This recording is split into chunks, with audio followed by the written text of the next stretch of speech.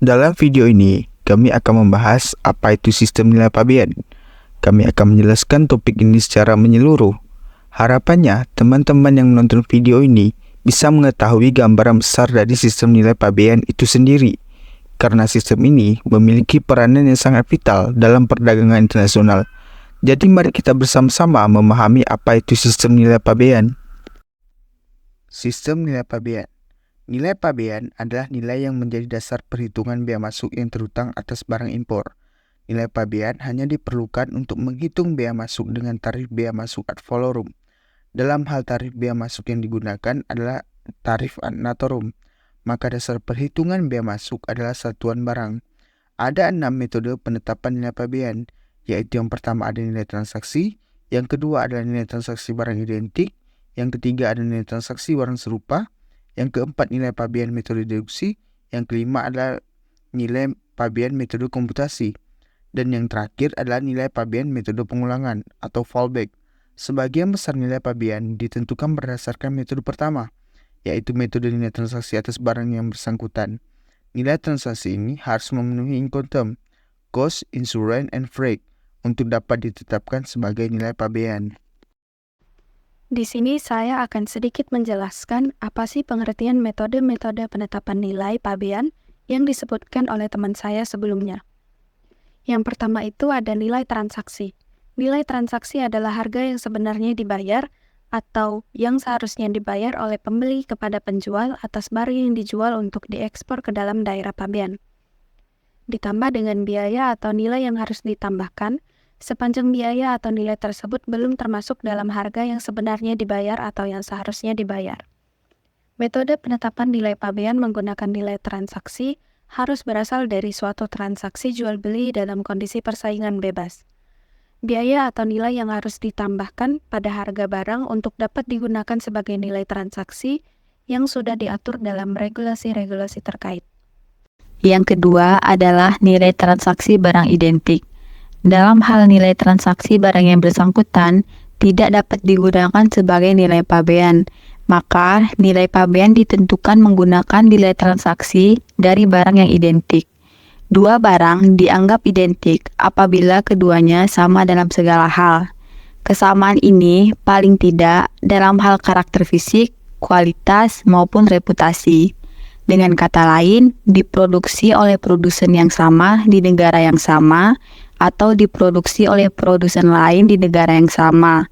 Nilai transaksi barang identik dapat dijadikan sebagai dasar penentuan nilai pabean apabila memenuhi syarat-syarat yang sudah ditetapkan. Penyesuaian dapat dilakukan berdasarkan bukti nyata atau data yang objektif dan terukur yang memungkinkan terlaksananya penyesuaian secara wajar dan tepat.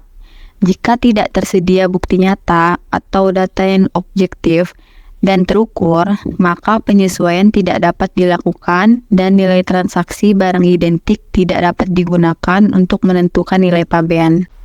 Ketiga adalah nilai transaksi serupa.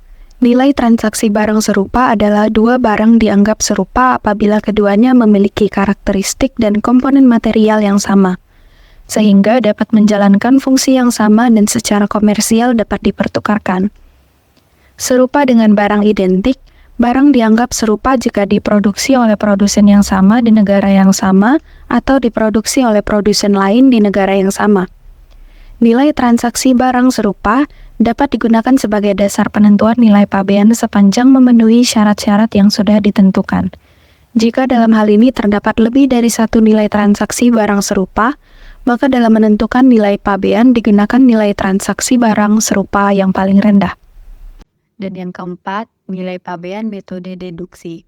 Metode deduksi adalah metode penentuan nilai pabean barang impor berdasarkan harga satuan yang terjadi dari penjualan oleh importir di dalam negeri atas barang impor yang bersangkutan, barang identik atau barang serupa, dengan kondisi sebagaimana saat diimpor, serta dikurangi biaya-biaya setelah terjadi pengimporan.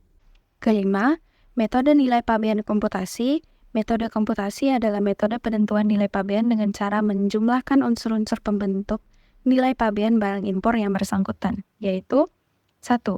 biaya atau harga bahan baku dan proses pembuatan atau proses lainnya yang dilakukan dalam memproduksi barang impor yang bersangkutan.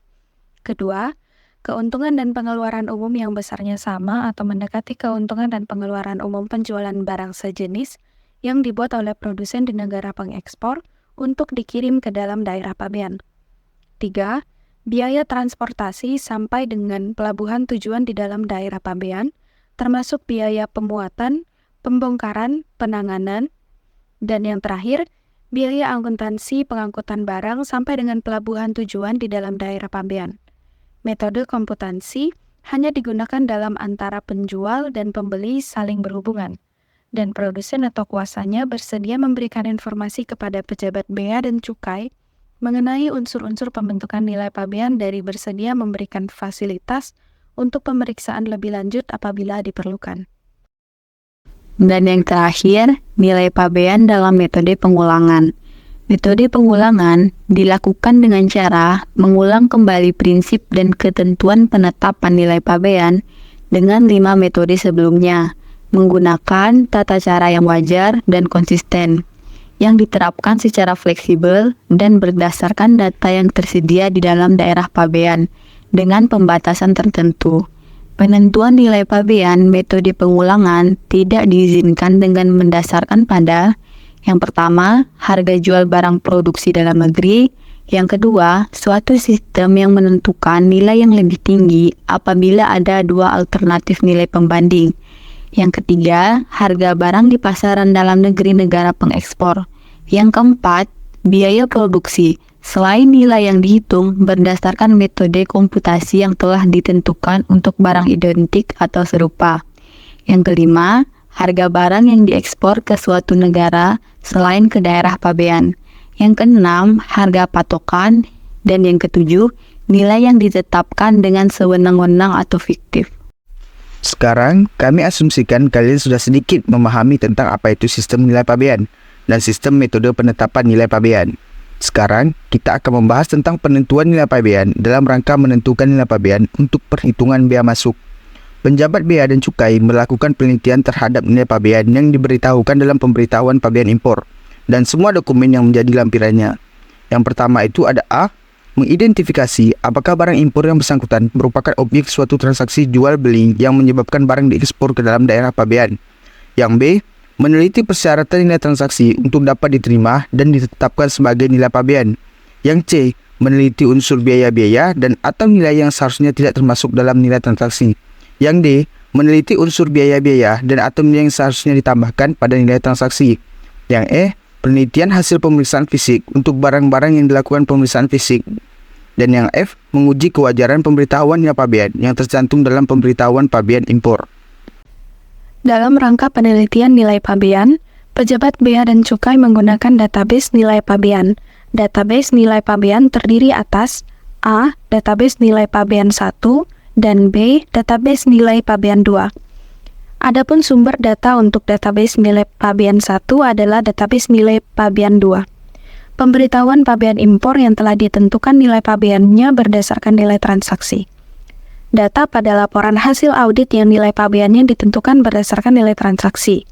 Data pada surat keputusan keberatan yang nilai pabeannya ditentukan berdasarkan nilai transaksi dan atau katalog, brosur atau informasi lainnya yang berasal dalam dan luar daerah pabean yang telah dilakukan proses perhitungan kembali. Sedangkan sumber data untuk database nilai pabean 2 adalah pemberitahuan pabean impor yang nilai pabeannya ditentukan berdasarkan nilai transaksi dengan tanggal Bill of Landing atau Airway Bill, yang paling lama 60 hari sebelum penyusunan database nilai pabean 2. Selanjutnya, uji kewajaran. Pengujian kewajaran dilakukan dengan cara membandingkan harga barang yang diberitahukan pada pemberitahuan pabean impor dengan harga barang identik pada database nilai pabean 1. Nilai pabean yang diberitahukan dalam pemberitahuan pabean dapat dikategorikan yang pertama wajar dan yang kedua tidak wajar. Apabila tidak ditemukan data pembanding barang identik dalam database nilai pabean 1, maka pejabat bea dan cukai melakukan pengujian kewajaran dengan data pembanding barang identik dalam database nilai pabean 2. Masuk ke sesi pembahasan yang terakhir, yaitu penetapan nilai pabean, yang dimana penjabat bea dan cukai dapat menetapkan nilai pabean barang impor untuk perhitungan bea masuk sebelum penyerahan pemberitahuan pabean impor atau dalam jangka waktu 30 hari sejak tanggal pemberitahuan pabean impor. Hal ini hanya dapat dilakukan dalam hal nilai pabean yang diberitahukan berbeda dengan nilai pabean barang yang sebenarnya, sehingga A.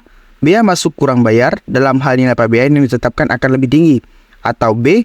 Bea masuk lebih dibayar, dalam hal ini nilai pabean ditetapkan akan lebih rendah. Penetapan sebelum penyerahan pemberitahuan pabean impor dilakukan terhadap importasi tertentu secara official assessment seperti impor sementara, barang penumpang, dan barang kiriman. Dalam rangka penetapan kembali, dilakukan penelitian ulang atau pelaksanaan audit kepabeanan mengenai nilai pabean. Jika berdasarkan hasil penelitian ulang atau pelaksanaan audit kepabeanan mengenai nilai pabean ditemukan, yang ke-1, berbeda dengan nilai pabean yang diberitahukan dalam pemberitahuan pabean impor dalam hal belum pernah dilakukan penetapan, atau yang kedua, berbeda dengan nilai pabean hasil penetapan dalam hal sudah pernah dilakukan penetapan yang mengakibatkan kekurangan dan atau kelebihan pembayaran bea masuk yang disebabkan oleh kesalahan pemberitahuan nilai pabean. Direktur Jenderal memuat penetapan kembali. Jadi, melalui pembahasan video tadi, kita bisa menyimpulkan bahwa sistem nilai pabean bukan hanya sekedar seperangkat aturan dalam perdagangan internasional. Ia adalah fondasi kuat yang memberdayakan pemerintah untuk melindungi industri dalam negeri, menjaga keberlanjutan ekonomi nasional, serta menjaga keamanan berlangsung secara adil dan seimbang dengan mengatur impor dan ekspor melalui tarif, jenis, dan regulasi yang cermat. Oleh karena itu, pemahaman mendalam tentang sistem nilai pabean adalah kunci keberhasilan bagi negara dalam menjalin hubungan perdagangan internasional yang saling menguntungkan. Teruslah teman-teman menggali pengetahuan, karena melalui pemahaman yang dalam, kita dapat mengetahui ilmu secara berkelanjutan. Terima kasih telah mendengarkan dan menyaksikan video ini. Terus kalau kalian merasa video ini bermanfaat, kalian boleh banget share ke teman-teman kalian yang lain. Silahkan di like, komen, dan subscribe agar kalian tidak ketinggalan video pembelajaran tentang materi seputar kepabeanan dan cukai. Terima kasih kalian yang sudah menyimak video ini dan juga tetap semangat dalam belajarnya teman-teman.